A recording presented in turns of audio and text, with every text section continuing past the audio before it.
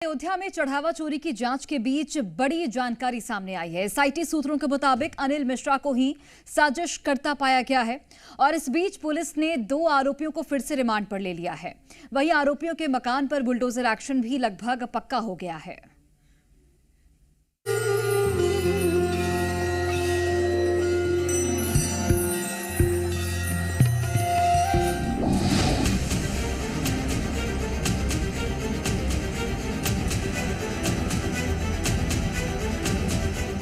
अयोध्या में राम धन चुराने वाले लोग किसी कीमत पर बचेंगे नहीं और अयोध्या से आई ये तस्वीरें इसी बात की गवाही दे रही हैं। यूपी पुलिस ने आज चढ़ावा चोरी के 2 आरोपियों सुभाष श्रीवास्तव और रामशंकर मिश्रा को 14 घंटे की रिमांड पर लिया।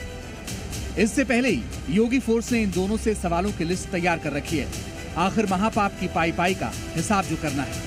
कई अहम खुलासे जो है वो यहाँ पर हो सकते हैं, क्योंकि ये वो आरोपी हैं जिन्होंने चढ़ावा चोरी को लेकर ये मुख्य आरोपी के रूप पर टिन्नू यादव और अनुकल्प मिश्रा का ये लोग साथ देते थे। और ये एसबीआई बैंक का सुभाष श्रीवास्तव जो है वो एसबीआई बैंक का कर्मचारी भी रहा है। बैंक की जो नीतियाँ हैं और बैंक में किस तरीके से पैसे को इन्वेस्ट करना है, किस तरीके से बैंक का क्या प्रारूप होता है, उसकी पूरी जानकारी जो है वो सुभाष श्रीवास्तव को दी और इसी का फायदा जो है वो सुभाष श्रीवास्तव ने उठाया, जिसके बाद उन्होंने चढ़ावे को चोरी किया और उसके बाद उन पैसों को आपस में बांटा जाता था। कैमरामैन रामबालक के साथ प्रीति श्रीवास्तव, जी मीडिया, अयोध्या।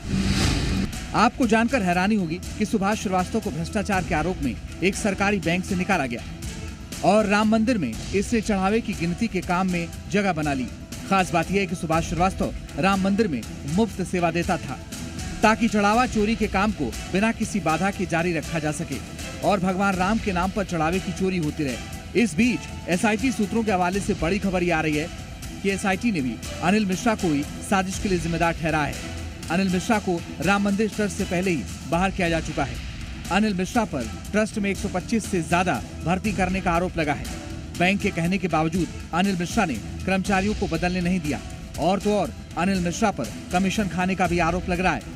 अब एसआईटी की पड़ताल में ये मुद्दा भी शामिल है कि ट्रस्टी बनने के बाद अनिल मिश्रा की संपत्ति कितनी बढ़ी, ये पैसे किन सोर्स से आए और खुद अनिल मिश्रा ने पैसे कहां-कहां खर्च किए। एक तरफ एसआईटी जांच और आरोपियों से पुलिस की पूछताछ है, तो दूसरी तरफ है राम मंदिर में चढ़ावे की चोरी करने वालों की काली कमाई से बने अवैध मकान। योगी सरकार के सख्त निर्देश के बाद अयोध्या विकास प्राधिकरण ने आरोपियों के आलीशान मकानों को जमींदोज करने की पूरी तैयारी कर ली है। राम मंदिर दान चोरी के आरोपी लव कुश मिश्रा की लगातार मुश्किलें बढ़ती जा रही हैं। इस वक्त आपको एक्सक्लूसिव तस्वीर दिखा रहा हूं। देखिए, लव कुश मिश्रा की पत्नी सुप्रिया मिश्रा के नाम ये जमीन बैनामा कराई गई थी और इसी जमीन पर निर्माण हो रहा था, मकान बन रहा था, लेकिन अब अंतिम नोटिस इस पर चस्पा कर दी गई है। ये इस मकान जो बन रहा था, इस मकान का अगर नक्शा विकास प्राधिकरण को नहीं लेकर पहुंचेंगे, यानी विकास प्राधिकरण को नहीं देंगे, तो इस पर सीलिंग की कार्रवाई की जाएगी। माना जा रहा है कि चढ़ावा चोरी के आरोपियों के आलीशान मकान गिराए जाएंगे।